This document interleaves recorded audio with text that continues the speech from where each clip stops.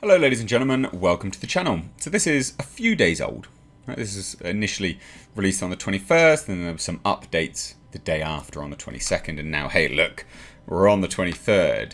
But if you joined Friday's live stream, I was a little bit busy across this weekend, so we're going to get to this news a little bit late, but there's been some interesting developments nonetheless. Anyway, this is all about Scarlett Johansson and Disney and the lawsuit that's happening there.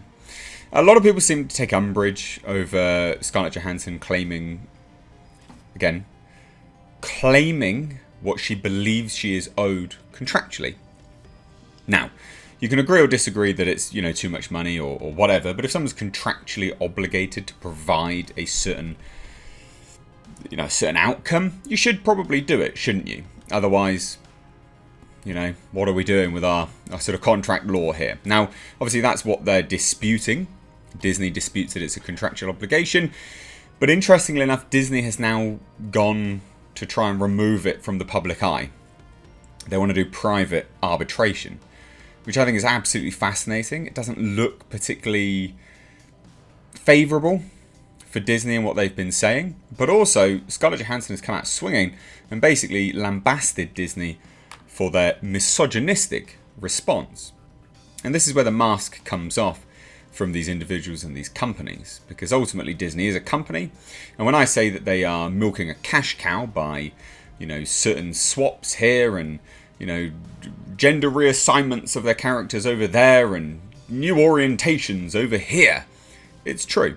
They only do it because they want your money, because when it comes down to it, they're just eating their own now, aren't they? So let's dive into this. It's absolutely fascinating to watch this unfold, and I've really enjoyed it.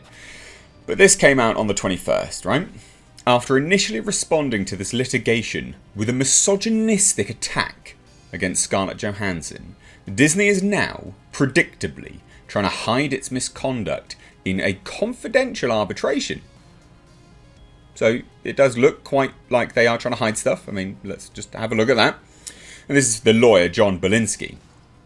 And he came out and said even further, why is Disney so afraid of litigating this case in public? And this is from Kasowitz Benson Torres, LLP attorney. So that they just sort of came out and stated that as well. It does look awfully suspect, doesn't it? Let's have a look. And now the statement continues further and says, because it knows that Marvel's promises to give Black Widow a typical theatrical release, like its other films, so they're sort of saying in quotation marks here, had everything to do with guaranteeing that Disney wouldn't cannibalize box office receipts in order to boost Disney Plus subscription. This is from Belinsky. Now, they'd also add that Disney insists Marvel's contract with Johansson provides for arbitration exactly in the event of a dispute like this one that erupted on July 29th, yet that is exactly what happened, and we look forward to presenting the overwhelming evidence that proves it. Now, it's interesting, that they're doing all of this. I think what I find absolutely fascinating is just the language being used. Scarlett Johansson clearly just does not care anymore. She is absolutely unequivocally done with the character, and I do whether you personally agree or disagree, you've got to love the language being used, and you've got to love when an actor just doesn't care. Too often we see actors tiptoeing around studios because they want to earn some money and get a paycheck. But when they just don't care, again, the mask comes off. And the mask comes off from both sides.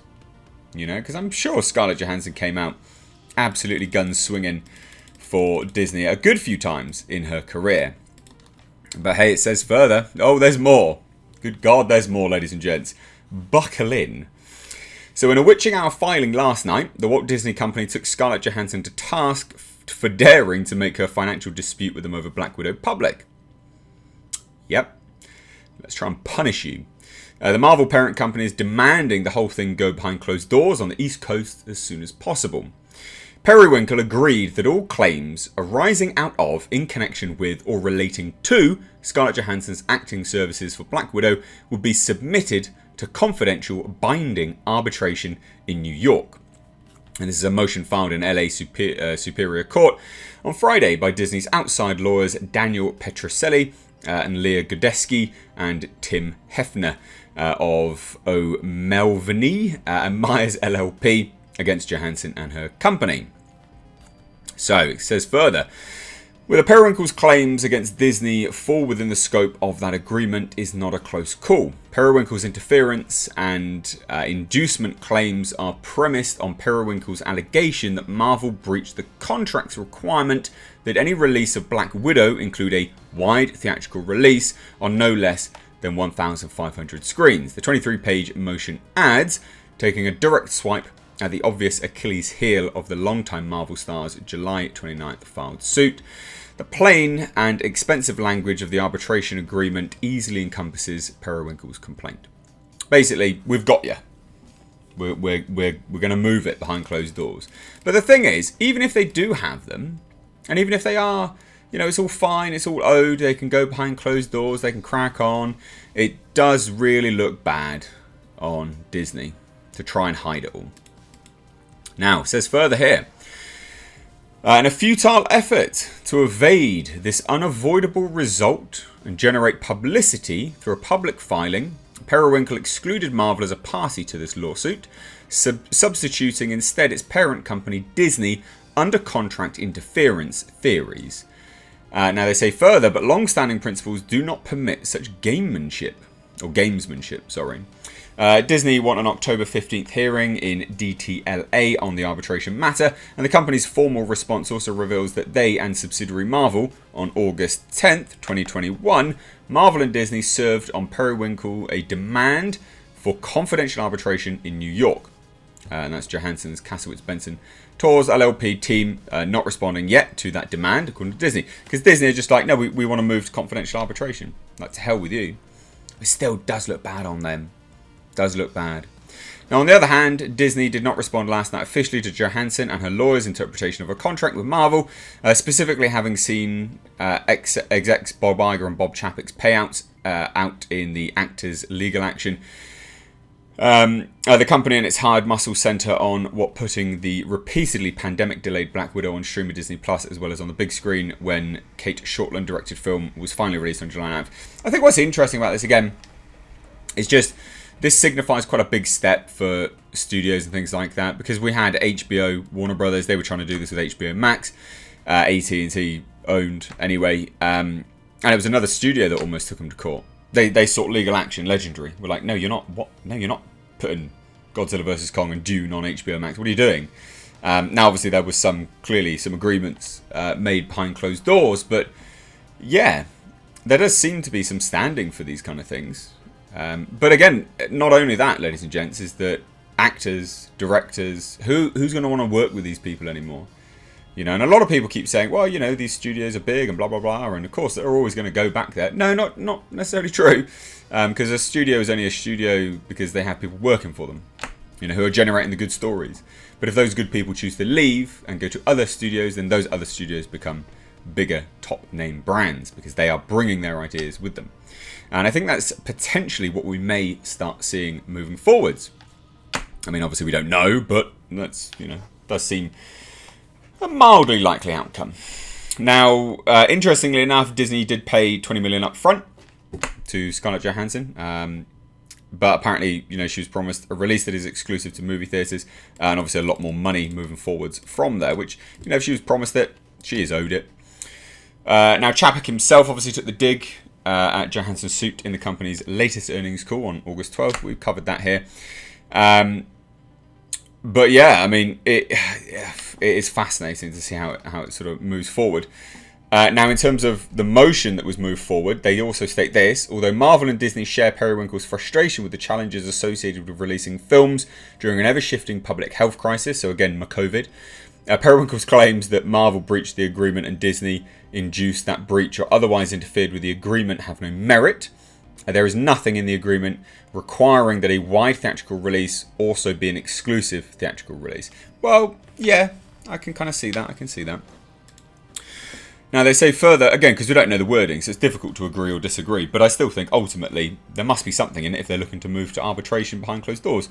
The contract does not mandate theatrical distribution, let alone require that any such distribution be exclusive. Moreover, the contract expressly provides that any theatrical distribution obligations are satisfied by distribution on, no less than 1,500 screens. And even though Black Widow's release coincided with the global health crisis, Marvel made good on its promise.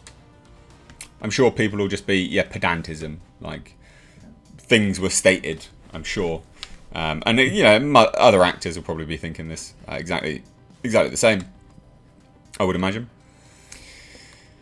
Now, they say this. Marvel discussed the hybrid release pattern decision with Johansson in spring.